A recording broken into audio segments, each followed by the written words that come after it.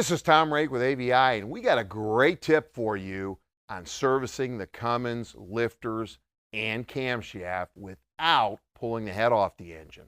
To do it, though, you're going to need a toolkit. Cummins sells it, and also it's available through some aftermarket suppliers.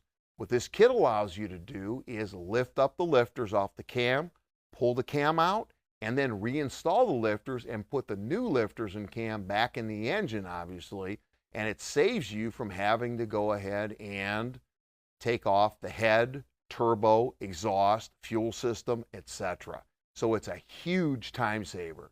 So if you have one of those new hydraulic lifters ticking away, you can go ahead and get the toolkit.